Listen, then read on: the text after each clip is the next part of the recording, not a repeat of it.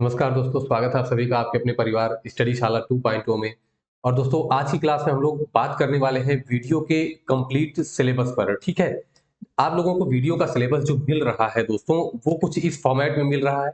ये आपको मैंने भी सरकारी रिजल्ट से डाउनलोड किया इसको और देखा तो यहाँ पर केवल इतना लिखा गया है कि ये 3 विषयों के नाम दिए गए हैं और दोस्तों उसमें कितने-कितने क्वेश्चंस पूछे जाएँगे। और यहाँ पर देखिए, इनके बारे में थोड़ा-सा विश्लेषण करके दे दिया गया है, लेकिन कुछ ऐसी चीज़ नहीं दी गई है, जिससे कि आप लोग स्पष्ट होके पढ़ सकें। तो चलिए, मैं थोड़ी-सी कोशिश करता हूँ कि इसको जो है थोड़ा अच्छे से मैं आपको बता सकूँ, ठीक है? तो देखिए, वीडियो का जो आपका पूरा सिलेबस उसमें 3 चीज़ें हैं, कौन-कौन सी हैं? हिंदी परिज्ञान एवं लेखन क्षमता है, सामान्य बुद्धि परीक्षण है और सामान्य जानकारी है, ठीक है? तो इस वीडियो में हम लोग इस पे एक-एक करके बात करने वाले हैं। तो दोस्तों, मेरा नाम है अंकित वर्मा और मैं आप लोगों के साथ जुड़ा हूँ, आपकी तैयारी को और बेहतर बनाने के लिए। उम्मीद करता हूँ कि आपको ये वीडियो पसंद आएगी और आप लोग वीडियो को जाते-जाते लाइक एक बार ज़रूर करेंगे, ठीक है?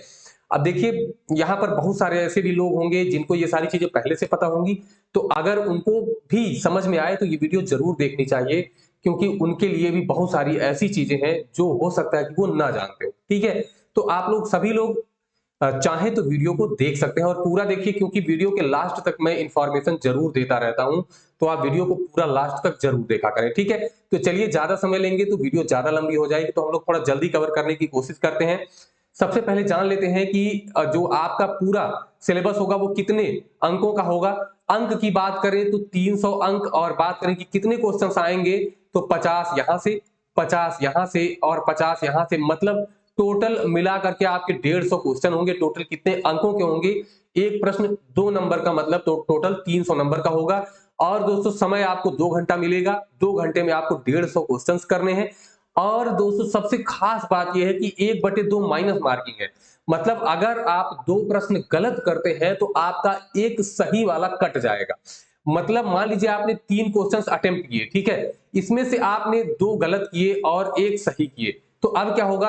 ये जो दोनों गलत हुआ है ना, ये आपका एक ये नंबर भी लेके चला जाएगा, मतलब आपका ओवरऑल 0 हो जाएगा, भले आपने एक सही किया था। ठीक है? तो ये मान के चलिए कि आपको अपने सही वाला जो रेशियो है वो भी बहुत अच्छे से रखना है, ठीक है?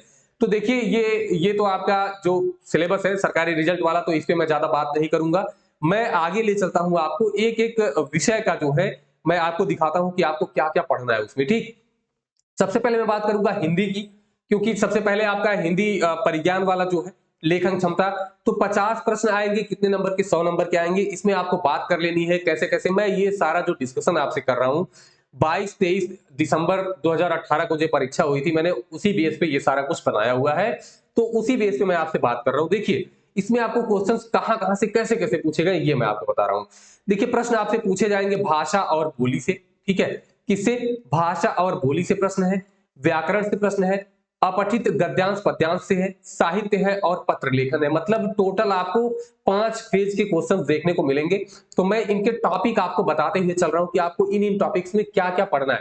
मैंने यहाँ पर ये नहीं लिखा है कि किस टॉपिक से कितने प्रश्न आए हैं, क्योंकि दोस्तों इसमें बहुत लंबा समय जाएगा, तो उसको हम लोग बाद में देख सकते हैं। तो अभी हम लोग बात कर रहे हैं, कल मैंने एक वीडियो का ही हिंदी वाला पूरा 50 नंबर कराया था, तो उसे आप देख सकते हैं, वहां से आप अंदाजा लगा सकते हैं, पेपर बहुत ही आसान आया था, ठीक है? उसमें बोली का एक क्वेश्चन पूछा गया था, ब्रजभाषा किस जो है हिंदी का ब्रजभाषा जो है वो किस हिंदी का भाग है, ये पूछा गया था, ठीक है? तो चलिए हम लोग शुरू करते हैं दोस्तों। सबसे पहले आपको व्याकरण में क्या-क्या पढ़ना है, तो मैंने जो है ये जो आपका हिंदी वाला पार्ट है, हिंदी भाषा का इतिहास और बोलियां था, मैंने व्याकरण में ही रख दिया, जिसको मैंने यहाँ पर आपको अलग से बताया है, ठीक है? तो ये आप यहीं पर देख लेंगे। इसमें आपको क्या पढ़ना है? सबसे पहले आप पढ़ेंगे भाषा का विकास, की भाषा का हिंदी भाषा का विकास कैसे हुआ। जैसे संस्कृत, पाली, प्राकृत, अपभ्रंश, अवहट्ट, उसके बाद हिंदी आई, तो इसका पूरा विकास क्रम आप एक बार देख लेंगे। बोलियां आप देख लेंगे कि कितनी बोलियां हैं, कितनी उपबोलियां हैं, ये सारी चीजें आपको पढ़नी पड़ेंगी, क्योंकि यहां से क्वेश्चन पूछा जा चुका है, ठीक है? और दोस्तों, उसके बाद आप पढ़ेंगे हिंदी का राजनीतिक विकास, मतलब कि संविधान में हिंदी को कहां-कहां, कैसे-कैसे दर्जा दिया गया है, ये आपको पढ़ लेना है। उसके बाद यहां पर मैंने जितने भी टॉपिक रखे हैं, एक-एक टॉपिक देखिए, इसका पीडीएफ आप हमारे टेलीग्राम चैनल स्टडी शाला 2.0 ऑफिशियल से जाकर के ले सकते हैं।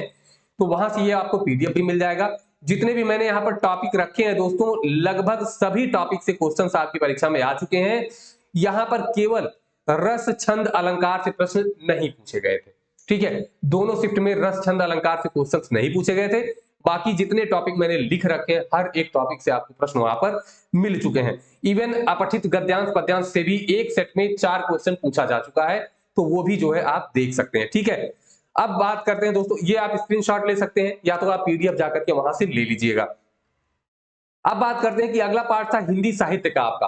तो हिंदी साहित्य में आपको क्या पढ़ना है? देखिए, हिंदी साहित्य में हिंदी साहित्य का काल विभाजन जो 4 काल है, आदिकाल, भक्तिकाल, रीतिकाल, आधुनिक काल, इसको पढ़ लेना है। इसमें कितना पढ़ना है कि इसके जो अन्य अन्य नाम है वो नाम आपको पढ़ लेना है, प्रमुख जो कवि है वो, और उनकी थोड़ी बहुत रचनाएं आपको पता होनी चाहिए क्योंकि रचना परीक्षा में पूछता है। ठीक है, ये आप देख लेंगे यहां से। उसके बाद सभी विधाओं में प्रथम, जैसे उपन्यास है, कहानी है, नाटक है, रेखा चित्र है, संस्मरण है, इसमें से जो पहला पहला है, पहली रचना है, वो आपको याद होनी चाहिए किसकी है, किसने लिखा है। और दोस्तों जो पुरस्कार प्राप्त रचनाएं हैं, जैसे ज्ञानपीठ पुरस्कार, साहित्य अकादमी पुरस्कार है, पहला पहला जो है वो आपको याद कर लेना। और कुछ मुख्य है जिनपे 2-3 पुरस्कार मिले हैं, उनको आपको याद कर लेना है वहां से, क्योंकि पूछा जाता है। जैसे अभी मैं कल के सेट में बता रहा था तो पूछा गया था उर्वशी। ठीक है, और उर्वशी को मैंने बताया था कि ज्ञानपीठ पुरस्कार मिल चुका है, हिंदी का दूसरा ज्ञानपीठ पुरस्कार मिला था उर्वशी को 1972 में। ठीक है, तो रचनाएं ऐसे ही पूछती हैं। और दूसरी है पत्र पत्रिकाएं, भी आपको देख लेनी है क्योंकि पत्र पत्रिकाएं भी पूछा जाता है परीक्षा में, तो ये आपको यहां से कवर कर लेना है। दोस्तों परेशान होने की जरूरत नहीं है क्योंकि मैं हिंदी पूरा कराने वाला हूं। ये अगर आप सुपर टेट की तैयारी कर रहे हैं तो उसके लिए भी एकदम बेहतरीन होगा, और अगर आप वीडियो की तैयारी कर रहे हैं तो वो भी एकदम बेहतरीन होगा। आप लोग पूरी वीडियो नहीं देखते हैं, उसके बाद आप लोग कमेंट करने लगते हैं कि ऐसे है वैसे है, तो आप पहले पूरा वीडियो देखा करिए, क्योंकि मैं वीडियो के, मैंने बताया कि लास्ट तक जाते जाते मैं सारी इंफॉर्मेशन उसमें ऐड कर देता हूं। ठीक है, तो आप वीडियो को लास्ट तक पूरा देखा करिए ताकि आपको और भी चीजें समझने का मौका मिल सके। ठीक है, चलिए अब दोस्तों देखिए, एक चीज मैं यहां पर और बता दे रहा हूं कि एलिजिबिलिटी से लेकर के काफी सारे लोगों ने बताया, जो कमेंट उन्होंने किया है कि ट्रिपल सी के इक्विवेलेंट हम कुछ लगा सकते हैं ऐसा। तो जब ये नोटिफिकेशन आया था तो उसमें लिखा था कि ट्रिपल सी ही मान्य होगा, इसके अलावा वहां समकक्ष कोई डिग्री का नाम नहीं दिया है, या ये भी नहीं लिखा है कि कोई समकक्ष डिग्री मान्य होगी। ठीक है, तो हो सकता है कि अगर फिर से आवेदन लेते हैं या कुछ भी करते हैं कि जो पिछला आवेदन कर चुके हैं, एक क्वेश्चन और था आप लोगों का कि नए लोग आवेदन कर सकते हैं कि नहीं। अभी तो ऐसा नहीं है कि नए लोग भी आवेदन कर सकते हैं, लेकिन अगर फिर से ये सब जारी होता है तो उसमें अगर दिया गया कि नए लोग भी आवेदन कर सकते हैं तो आप लोग भी एलिजिबल होंगे। लेकिन जो नए साथी हैं वो भी ये जान लें कि 2023 में एक और उनको वीडियो की परीक्षा देने को मिलने का चांस बहुत ही ज्यादा है, तो वो तैयार रहे। अभी इस वाले में जो री एग्जाम है, ठीक है, जो री एग्जाम है इसमें आपके पीईटी की आवश्यकता नहीं है, लेकिन जो दूसरा एग्जाम होगा उसमें आपको पीईटी भी लगाना पड़ेगा। जो आपकी बार का पीईटी पास होंगे वो अगले साल का जो है वीडियो एग्जाम जो फ्रेश वाला आएगा वो आप दे सकते हैं। ठीक है, अब हम बात करते हैं जो अगला सेशन था पत्र के प्रकार। तो पत्र से भी 3 क्वेश्चन पूछे गए थे, 23 दिसंबर वाले में पत्र से 3 क्वेश्चन पूछा गया था। एक पत्र का प्रकार, एक पत्र की विशेषता, 2 पत्र के प्रकार से था और एक पत्र की विशेषता से था। ठीक है, तो ये दोस्तों आपको थोड़ा सा मैंने नाम लिख दिया है कुछ पत्रों का, इसके बारे में अगर आप थोड़ा सा देख लेंगे तो आपको पता चल जाएगा। जैसे प्रतिवेदन से एक क्वेश्चन पूछा गया था, प्रतिवेदन नहीं था, आरोप या इस तरीके से कुछ था, हाँ आरोप पत्र से शायद था, तो यहां से एक प्रश्न पूछा गया था। ठीक है, तो एक प्रश्न पूछा गया था पत्र की विशेषता। तो ये दोस्तों आप पढ़ सकते हैं, मैं इसको एक ही वीडियो में पूरा बता दूंगा, शॉर्ट में बता दूंगा, उसे आप पढ़ लेंगे तो आपका काम चल जाएगा। ठीक है, नेक्स्ट है कि कौन सी किताब आपको ले लेनी चाहिए। तो किताबें मैं हमेशा यही बताता हूं कि लूसेंट हिंदी और आदित्य पब्लिकेशन एकदम पर्याप्त होती है। अगर कोई ये कहता है कि इसमें से नहीं मिलेगा तो दोस्तों आप यकीन मानिए कि इसको आपने अच्छे से पढ़ा नहीं। अगर आप इसको अच्छे से पढ़ लेंगे तो मुझे लगता है कि 90% चीजें आपको यहीं से मिल जाती हैं। ठीक है, हो सकता है कि एक आध 2 क्वेश्चन ऐसे हों जो बाहर से आ जाए, तो अपने विवेक के अनुसार करके आप लगा सकते हैं। ठीक है, अगला आपका था सामान्य बुद्धि परीक्षण। तो सामान्य बुद्धि परीक्षण में मैंने एक पेपर का एनालिसिस किया है, इसको मैंने 4 पार्ट में बांटा है। कैसे, देखिए, एक है वर्बल रीजनिंग जिसे आप कहते हैं, एक नॉन वर्बल रीजनिंग है, एक विश्लेषणात्मक है और एक ग्राफ है। तो देखिए, वर्बल में तो आप जानते हैं जो क्वेश्चंस भाषा के रूप में, नॉन वर्बल में जो चित्रों के माध्यम से पूछा जाता है, विश्लेषणात्मक में जो तर्क और कथन वाला जो होता है। ठीक है, कथन तर्क है, कथन कारण है, निष्कर्ष एवं कथन है, कथन निष्कर्ष, ये वाले जो पूछे जाते हैं वो विश्लेषणात्मक से होते हैं। और ग्राफ दोस्तों, इसमें ग्राफ भी पूछा गया है। ठीक है। तो ग्राफ भी आपको देखना है, जितने लोगों ने पेट की तैयारी की है तो उनके लिए तो ग्राफ एकदम आसान होगा, ठीक है। तो एक पेपर का मैंने एनालिसिस यहां पर किया है। वर्बल से 26 क्वेश्चन आए थे, विश्लेषण वाले से 13 क्वेश्चन आए थे, जो कथन कारण निष्कर्ष ये वाला होता है। नॉन वर्बल से 60 प्रश्न उसमें पूछे गए और ग्राफ के 4 क्वेश्चन पूछे गए थे, मतलब एक ग्राफ पे एक क्वेश्चन, टोटल 4 ग्राफ उसमें पूछा गया था, ठीक है। तो ये आप देख सकते हैं। अगर आप कहें कि इसका टॉपिक वाइज आप हमको दीजिए, तो दोस्तों मैंने एक किताब अभी देखी और वो मुझे अच्छी भी लगी, मैंने उसको लिया भी है, ठीक है। मैं दिखा रहा हूं कौन सी किताब है, ये है, देखिए ये आपकी है अरिहंत की, ये आप देख सकते हैं और इसमें सारे टॉपिक दिए हुए हैं और अच्छे से दिए हुए हैं, समझ में भी आ जाएंगे। मैं कोशिश करूंगा कि एक एक टॉपिक पढ़ा के और उसके प्रैक्टिस सेट में बहुत तेजी से सॉल्व करा दूं, ताकि आपको इसका फायदा मिल सके, ठीक है। तो इसमें अगर आप चाहें तो ये मैंने इसी बुक का है, आप ये मत सोचिएगा कि ये कहीं और से मैं लेके आया हूं, इसी बुक के चैप्टर्स हैं। और अगर आप देखेंगे तो यही सारे जो है चैप्टर्स से क्वेश्चंस पूछे भी गए हैं। अब ये नहीं कहा जा सकता कि एग्जैक्ट वही क्वेश्चंस पूछ लिए गए हैं, लेकिन चैप्टर तो वही है, क्वेश्चंस वहीं से आए, ठीक है। तो ये आप बिल्कुल अच्छे से देख सकते हैं। इसमें पासा वगैरह जो है ना, पासा से भी क्वेश्चन पूछा गया है और वेन आरेख से क्वेश्चन पूछा गया है, कथन निष्कर्ष, कथन एवं तर्क, ये सब जगह से क्वेश्चन पूछे गए हैं। तो ये आप अच्छे से देख सकते हैं। अगर आपके पास ये किताब है, ये अदरवाइज कोई दूसरी बुक आपके पास है, तो आप उससे भी पढ़ सकते हैं।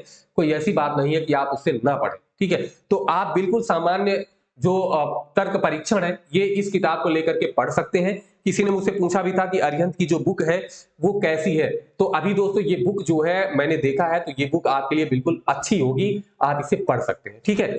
अब बात कर लेते हैं हम लोग रीजनिंग के टॉपिक। अब एक एक टॉपिक नहीं आपको बता रहा हूं, हाँ ये जरूर बता दे रहा हूं कि यहाँ पर जो वर्गीकरण है, ठीक है, अंग्रेजी वर्णमाला परीक्षण है और शब्दों का तार्किक क्रम है, कूट लेखन है, यहाँ से क्वेश्चन भर भर के पूछे गए हैं, तो ये आपको जरूर पढ़ लेने हैं।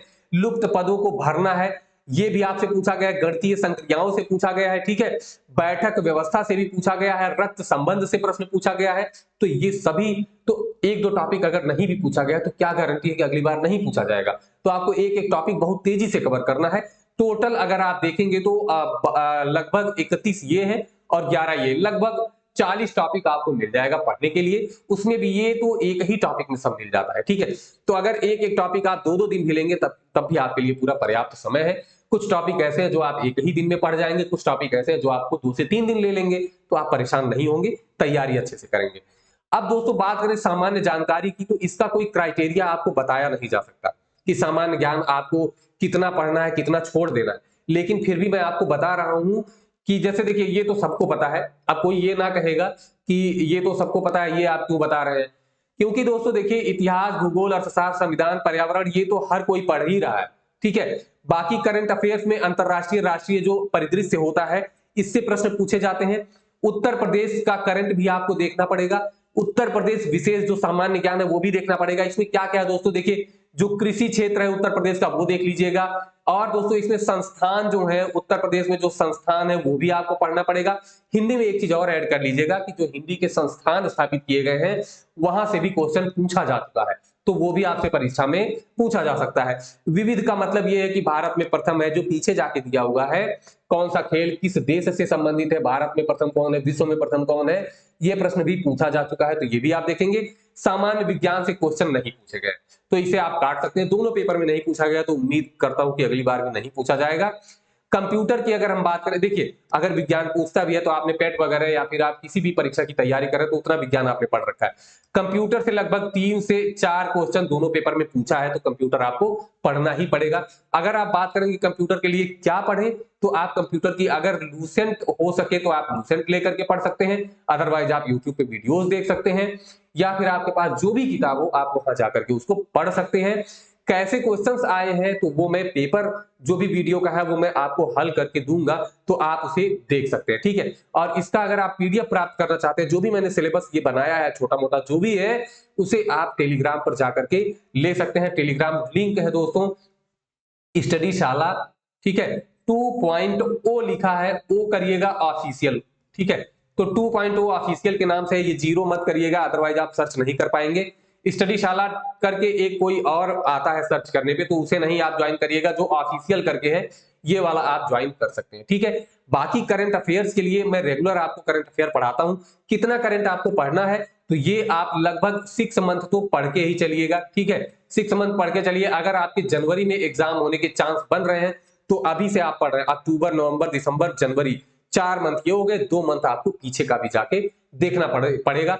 आप ये भी देख सकते हैं कि पेट में जो आया है तो उसको भी आप एक बार देख लेंगे कि वहां से भी क्वेश्चन उठाया जा सकता है वीडियो में। ठीक है, और उन सभी पेपर्स को जरूर हल करिएगा। जो जीएस वाला पार्ट है उसको मैंने हल करके चैनल पर डाल भी दिया है, आप चाहे तो पेपर का पीडीएफ लेकर के पढ़ सकते हैं, उसको जरूर पढ़िएगा। ऐसा मैं इसलिए कह रहा हूं कि ऐसे क्वेश्चंस आपके परीक्षाओं में कॉपी भी हो जाते हैं। ठीक है, तो इन सभी को आप जरूर पढ़िएगा। बाकी आज जो है हिंदी की क्लास होने वाली थी, लेकिन आपके सिलेबस तैयार करने के चक्कर में हिंदी क्लास नहीं हो पा रही है। फिर भी मैं कोशिश कर रहा हूं कि कुछ ना कुछ आपको हिंदी की जो विशेष चीजें वो जरूर आपको दी जाए। ठीक है, तो चलिए दोस्तों, वीडियो आपको पसंद आए तो लाइक जरूर करिएगा। बाकी ये सामान्य सी चीजें थी, कुछ अलग ऐसा नहीं था, आप सारी चीजें इसमें जान रहे हैं। ठीक है, तो फिर मिलेंगे, तब तक के लिए नमस्कार, धन्यवाद, जय हिंद।